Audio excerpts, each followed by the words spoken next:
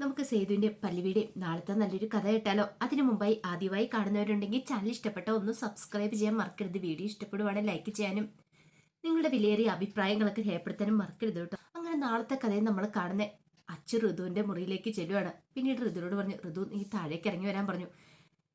എന്താ അച്ചു, കാര്യം എന്താന്ന് ചോദിച്ചു. നിന്നെ കാണാനായിട്ട് ഒരാൾ വന്നിട്ടുണ്ടെന്ന് പറഞ്ഞു. അപ്പോഴേക്ക് ഋതു ഓർത്തു, തന്നെ കാണാൻ ഒരാളോ? അങ്ങനെ ആരാ വരുന്നേ? ഒടുവില് ഋതു ചോദിച്ചു, ആരാന്ന് ചോദിക്കുക. അതെ, ഇന്ദ്രപ്രസ്ഥത്തിൽ നിന്നാന്ന് പറഞ്ഞു. അത് കേട്ട് കഴിഞ്ഞപ്പോൾ ഋതുവിന്റെ മുഖമൊക്കെ അങ്ങോട്ട് മാറി. ഋതു പെട്ടെന്ന് ചോദിച്ചു, ഇന്ദ്രപ്രസ്ഥത്തിൽ നിന്ന് ആരാ എന്നെ കാണാൻ വന്നിരിക്കണേന്ന് ചോദിച്ചു. അത് ഇന്ദ്രന്റെ അമ്മ രാജലക്ഷ്മി അമ്മയാന്ന് പറഞ്ഞു. അത് കേട്ട് കഴിഞ്ഞപ്പോൾ ഋതു ചോദിച്ചു, അവരെന്തിനാ എന്നെ കാണാൻ വരുന്നേന്ന് ചോദിച്ചു. അതൊന്നും എനിക്കറിയില്ല, നിന്നോട് സംസാരിക്കാനാന്ന് തോന്നേ. ഒരു പക്ഷേങ്കില് ഇന്ദ്രനെ ഇങ്ങോട്ടേക്ക് കൂട്ടിക്കൊണ്ടു വരാൻ വേണ്ടിയിട്ടായിരിക്കും. നീയും ഇന്ദ്രനും തമ്മിൽ ഒരുമിച്ച് പോണം, അങ്ങനെയൊക്കെയാന്ന് തോന്നുന്നു അവരുടെ മനസ്സിലിരിപ്പ്. അത് കേട്ട് കഴിഞ്ഞപ്പോൾ ഋതു പറഞ്ഞു, ഞാൻ ഇങ്ങോട്ടേക്ക് വരാം. അവരുടെ മോൻ ഇന്ദ്രൻ, അവനെക്കുറിച്ച് പറയാതിരിക്കുന്ന ഭേദം. അവൻ എൻ്റെ ജീവൻ നശിപ്പിച്ചേ. ഇതും പറഞ്ഞു ഋതു ദേഷ്യപ്പെട്ട് താഴേക്ക് ഇറങ്ങി വരുവാണ്. അപ്പോഴേക്കും രാജലക്ഷ്മി അവിടെ കാത്തു വയ്ക്കുന്നുണ്ടായിരുന്നു. ഋതു വന്നിട്ടുണ്ടെങ്കിൽ ഋതുവിന് കാര്യങ്ങളൊക്കെ പറഞ്ഞ് മനസ്സിലാക്കിച്ച് ഇന്ദ്രനെ ഈ വീട്ടിലേക്ക് പറഞ്ഞു വിടാം എന്നൊരു ചിന്തയായിരുന്നു രാജലക്ഷ്മിയുടെ മനസ്സിൽ.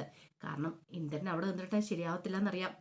പാറുവിന്റെ വയറ്റിൽ കിടക്കുന്ന കുഞ്ഞിന് പോലും ആപത്താണ് ഇന്ദ്രൻ അവിടെ നിൽക്കുന്നത്. അവന്റെ സ്വഭാവം അങ്ങനെയാണ്.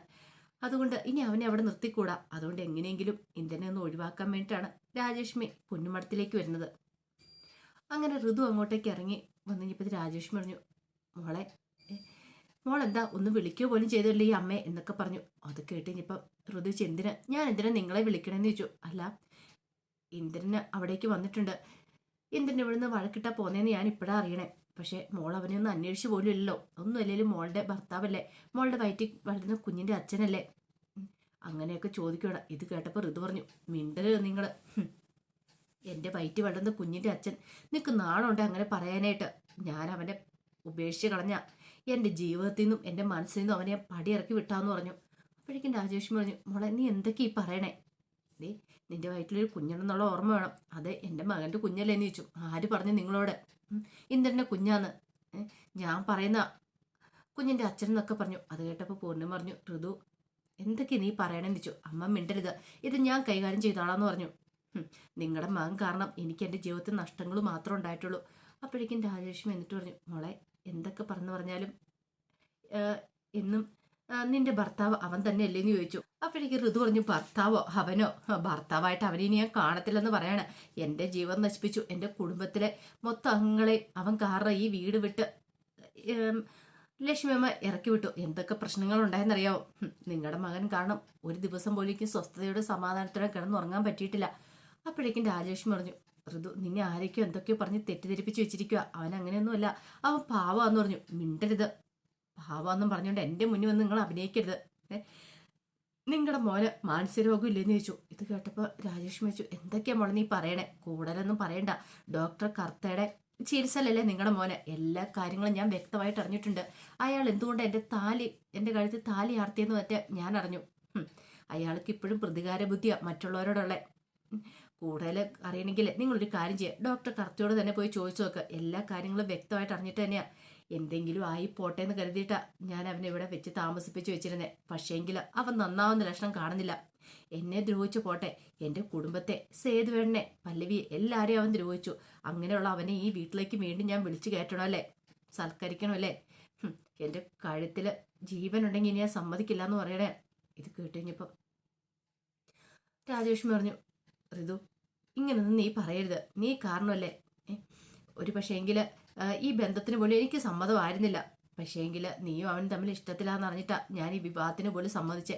ഇത് കേട്ടപ്പോൾ ഋതു പറഞ്ഞു, നിങ്ങളുടെ മകന്റെ സ്വഭാവം എനിക്ക് അറിയത്തുണ്ടായിരുന്നില്ലല്ലോ. കള്ളത്തരം കാണിച്ചല്ലേ നിങ്ങളുടെ മകൻ എൻ്റെ ജീവിതത്തിലേക്ക് വന്നത്. അത് കേട്ടപ്പോൾ രാജേഷ്മി പറഞ്ഞു, അല്ല കല്യാണം കഴിഞ്ഞിട്ട് പിറ്റേ ദിവസം നീ അവൻ്റെ കൈയും പിടിച്ചോണ്ട് ഇങ്ങോട്ട് പോന്നതല്ലേ എന്നെയും വിളിച്ചിട്ട്. എന്നിട്ടിപ്പോൾ എന്തായി? ഞാൻ അന്നേ പറഞ്ഞല്ലേ അവിടെ നിൽക്കാനായിട്ടോ. അവിടെ നിന്നാലും മതി, എന്നെ കൊണ്ട് കൂടുതലൊന്നും പറയിപ്പിക്കരുത്. ഉള്ള ഒരു ദിവസം എന്താണെന്ന് എനിക്ക് നന്നായിട്ടറിയായിരുന്നു. അത് കേട്ടപ്പോൾ രാജേഷ്മി പറഞ്ഞു, എടി നിന്നെപ്പോലെ ഒരു പെങ്കൊച്ച് അവിടെ ഉണ്ട്, പാറു. അവൾക്കൊരു പ്രശ്നമില്ലല്ലോ. പാറുവിന് ഒരു പ്രശ്നമില്ല പോലും. പാറുവിനെ പോലെ അടിമയായിട്ട് കിടക്കാനൊന്നും എന്നെ കിട്ടത്തില്ല. ഇത് ഋതുവാ, ഇതാള് വേറെയാന്ന് പറഞ്ഞു. നിങ്ങൾ ഇനി ഇവിടെ കിടന്ന് കൂടുതൽ നേരം വാചകം അടിക്കണ്ട. നിങ്ങളുടെ മകന് വേണ്ടിയിട്ട് മര്യാദയ്ക്ക് ഇറങ്ങി പോകാൻ നോക്കിക്കോ എന്നൊക്കെ പറഞ്ഞു. അപ്പോഴേക്കും രാജലക്ഷ്മി പൂർണ്ണിമയോട് പറഞ്ഞു, പൂർണ്ണിമേ കണ്ടില്ലേ ഇവള് പറയുന്നതൊക്കെ? പൂർണ്ണിമ പറഞ്ഞു, ഋതുവിന് എന്താണോ ഇഷ്ടം അവളുടെ ഇഷ്ടമാണ് ഞങ്ങളുടെ. ഇനി ഞങ്ങൾ അവളെ ഒന്നിനും നിർബന്ധിക്കില്ല. കാരണം അവളാണ് തീരുമാനം എടുക്കേണ്ട ആള്. അത്രയ്ക്ക് അനുഭവിച്ചു കഴിഞ്ഞു അവള് ജീവിതത്തിൽ. ഞാൻ പറഞ്ഞല്ലോ എന്നൊക്കെ പറഞ്ഞു. ഒടുവിൽ രാജേഷ്മി അവിടെ നിന്ന് നാണം കെട്ടിറങ്ങുക. രാജേഷ്മിക്ക് വേറെ ഓപ്ഷൻ ഉണ്ടായിരുന്നില്ല. എങ്ങനെയെങ്കിലും ഇന്ദ്രനെ ഇങ്ങോട്ടേക്ക് പറഞ്ഞു വിടാം, ആ ഒരു ചിന്തയായിരുന്നു. പക്ഷെ ആ ഒരു പ്രതീക്ഷ നശിച്ചുപോയി. ഇനിയിപ്പോൾ എന്ത് ചെയ്യും എന്നൊരു ചിന്തയായിരുന്നു രാജേഷ്മിയുടെ മനസ്സിൽ. അതേ സമയത്ത് സേതുവും പല്ലവിയും കൂടെ വേണുഗോപാലിനെ കാണാനായിട്ട് തീരുമാനിച്ച് അങ്ങോട്ട് വന്നിട്ടുണ്ട്. കൂടെ മയൂരിയുണ്ട്. മേലെടുത്ത് വീട്ടിലേക്കാണ് അവർ വന്നത്. അങ്ങനെ വന്ന് വേണുഗോപാലിനെ കാണണം. അപ്പൊ വേണുഗോപാല് കരുതി വെറുതെ നോർമലായിട്ട് സംസാരിക്കാൻ വന്നായിരിക്കും. മുമ്പത്തെ പോലെ അത്ര ദേഷ്യവും കാര്യങ്ങളൊന്നും ഇല്ലല്ലോ. തെറ്റിദ്ധാരണയൊക്കെ മാറി കിട്ടിയല്ലോ. പിന്നീട് വേണുഗോപാൽ ചോദിച്ചു, എന്തൊക്കെയുണ്ട് സേതു വിശേഷങ്ങൾ, വാ ഇരിക്കാനൊക്കെ പറയണം. അപ്പോഴേക്ക് സേതു പറഞ്ഞു, എനിക്ക് സാറിനോട് കുറച്ച് കാര്യങ്ങളൊക്കെ സംസാരിക്കാനുണ്ടെന്ന് പറഞ്ഞു. എന്നോട് എന്ത് കാര്യങ്ങൾ?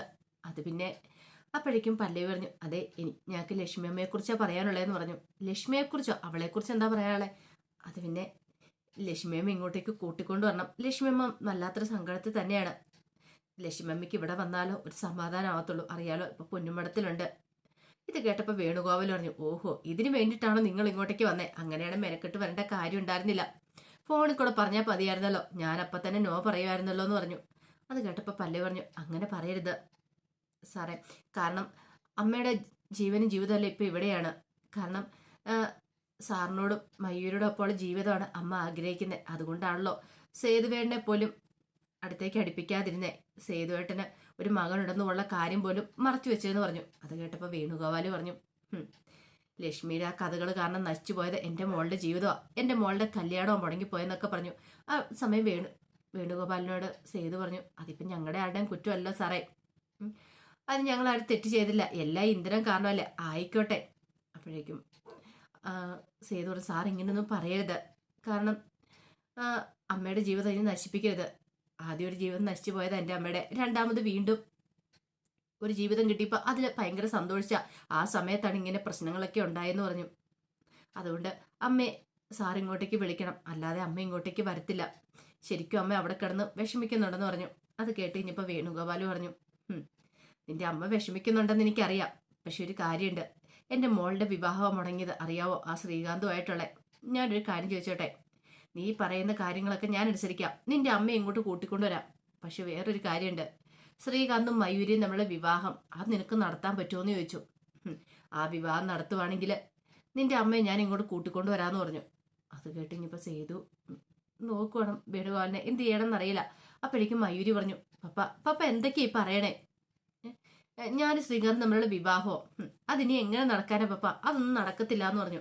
ആയിക്കോട്ടെ, അല്ല ഇവനൊരു കാര്യം പറഞ്ഞല്ലോ, നിനക്ക് അത് പറ്റുമോ സമ്മതിക്കാനായിട്ട്? അങ്ങനെയാണെങ്കിൽ നീ പറഞ്ഞ ഡിമാൻഡ് ഞാൻ അംഗീകരിക്കാം. നിന്റെ അമ്മയെ ഞാൻ ഇങ്ങോട്ട് കൂട്ടിക്കൊണ്ടുവരാം, ഞാൻ വന്ന് വിളിച്ചോണ്ട് വന്നോളാന്ന് പറഞ്ഞു. അത് കേട്ടപ്പോൾ സേതു പറഞ്ഞു, ശരി ഞാൻ കല്യാണം നടത്താം. ഇന്നേക്ക് 30 ദിവസത്തിനോട് തന്നെ മയൂരിയുടെ ശ്രീകാന്തിന്റെയും വിവാഹം ഈ സേതു നടത്തിയിരിക്കും എന്ന് പറഞ്ഞു. അത് കേട്ട് കഴിഞ്ഞപ്പോഴത്തേനും മയൂരി ചോദിച്ചു, എന്തൊക്കെയാ സേതുവേട്ട പറയണമെന്ന് ചോദിച്ചു. അതെ, ഞാൻ പറഞ്ഞ വാക്ക് തന്നെയാ. അങ്ങനെയാണെങ്കിൽ മാത്രം മേലെടുത്ത് വീട്ടിലേക്ക് അമ്മയെ കൂട്ടിക്കൊണ്ട് വന്നാൽ മതി, അല്ലെങ്കിൽ കൂട്ടിക്കൊണ്ട് വരണ്ടെന്ന് പറഞ്ഞു. പല്ലവി നമുക്ക് പോകാമെന്നും പറഞ്ഞിട്ട് പല്ലവിയുടെ കൈയും പിടിച്ച് സേതു അവിടെ നിന്ന് ഇറങ്ങുവാണ്. ആ സമയത്ത് മയൂരി പറഞ്ഞു, പപ്പ എന്തൊക്കെയാ പറഞ്ഞു? പപ്പ അങ്ങനെയൊന്നും പറയേണ്ട കാര്യം ഉണ്ടായിരുന്നില്ല. എൻ്റെ ശ്രീകാന്തിൻ്റെയും വിവാഹം ഇനി നടക്കില്ല എന്ന് പപ്പായ്ക്ക് അറിയാലോ. അപ്പം അമ്മയെ വിളിച്ചുകൊണ്ട് വരാനായിട്ട് മടിയായതുകൊണ്ടല്ലേ പപ്പ അങ്ങനെ പറഞ്ഞതെന്ന് ചോദിച്ചു. അതിന് മറുപടി ഒന്നും പറയാതെ വേണുഗോപാൽ അങ്ങോട്ട് കയറിപ്പോയി. അപ്പോഴേക്കും പുറത്തേക്ക് ഇറങ്ങിയ പല്ലവി സേതുവിനോട് ചോദിച്ചു, സേതുവേട്ട ഈ വിവാഹം നടക്കുമെന്ന് സേതുവേട്ടന് തോന്നുന്നുണ്ടോ? അവർ വിവാഹം വേണ്ടെന്ന് വെച്ച് പോയതല്ലേ? സേതു പറഞ്ഞു, അതെ ആയിക്കോട്ടെ, പക്ഷെ എൻ്റെ ഭാഗത്തുനിന്ന് എന്താണെങ്കിലും ഞാനത് ശ്രമിച്ചു നോക്കട്ടെ, മയൂരിയുടെ ശ്രീകാന്തിനെയും വിവാഹം നടത്താൻ പറ്റുമെന്ന്. അവസാന ശ്രമം എന്ന് പറഞ്ഞിട്ട് പല്ലവിയോട് പറഞ്ഞു, ബാ കയറി നമുക്ക് പോകാമെന്ന് പറഞ്ഞിട്ട് അങ്ങനെ ഒരു വീട്ടിലേക്ക് പോവാണ്. ഈ സമയത്ത് ഋതുവിനോട് പൂർണ്ണം പറഞ്ഞു, എന്തൊക്കെയാ ഋതു നീ പറഞ്ഞത്? അവരോട് ഇങ്ങനെയൊന്നും പറയേണ്ടിയിരുന്നില്ല എന്ന് പറയണേ രാജലക്ഷ്മിയോട്. പിന്നെ ഞാൻ എന്ത് പറയണം അമ്മേ? അവനെ പോലെ ഒരുത്തിനെ വീണ്ടും എൻ്റെ ജീവിതത്തിലേക്ക് കൂട്ടിക്കൊണ്ടുവന്നോ? ഒരിക്കലും ഇല്ല, ഇനി മരിച്ചാലും ശരി അവൻ എൻ്റെ ജീവിതത്തിൽ ഉണ്ടാകത്തില്ലെന്ന് പറഞ്ഞു. പൂർണ്ണം പറഞ്ഞു, അവൻ്റെ കുഞ്ഞ് നിന്റെ വയറ്റ് വളരുന്നൊരു കാര്യം ഓർമ്മ വേണം. എന്ത് കുഞ്ഞമ്മേ, ഞാൻ ആദ്യമേ പറഞ്ഞല്ലേ ഈ കുഞ്ഞിനെ എനിക്ക് വേണ്ടാന്ന്, ഈ കുഞ്ഞിനെ ഇല്ലാതാക്കിയേക്കാൻ. അപ്പം ആരും കേട്ടില്ല. അങ്ങനെയായിരുന്നെങ്കിലോ ഇപ്പം എനിക്ക് സ്വസ്ഥതയോടെ സമാധാനത്തോടും കൂടി നടക്കായിരുന്നു. ഇപ്പം ഒന്നും മേലാത്ത അവസ്ഥയല്ലേ. പക്ഷേ ഈ കുഞ്ഞിന്റെ അവകാശം പറഞ്ഞുകൊണ്ട് അവൻ ഇങ്ങോട്ടേക്ക് വന്നിട്ടുണ്ടെങ്കിൽ ഭർത്താവെന്ന് അധികാരം സ്ഥാപിക്കാമെന്ന ഞാൻ സമ്മതിക്കില്ല. അതിനേക്കാളും ഭേദം ഞാൻ മരിക്കുന്ന. ഇനി ഇന്ദ്രപ്രസ്ഥത്തിലേക്ക് ഞാൻ പോവില്ല. അങ്ങനെ എന്തെങ്കിലും പോകേണ്ട വന്നിട്ടുണ്ടെങ്കിൽ ഒരു മുഴം കയറി ഞാൻ എൻ്റെ ജീവിതം ഉടക്കത്തുള്ളൂ. അതിനു വേണ്ടി ആര് ശ്രമിക്കണ്ടെന്ന് പറഞ്ഞിട്ട് ഋതു അങ്ങോട്ട് കയറിപ്പോയി. ആ സമയം അച്ചു പൂർണ്ണിമയോട് പറഞ്ഞു, അമ്മ ഇനി നിർബന്ധിക്കാനൊന്നും പോണ്ട.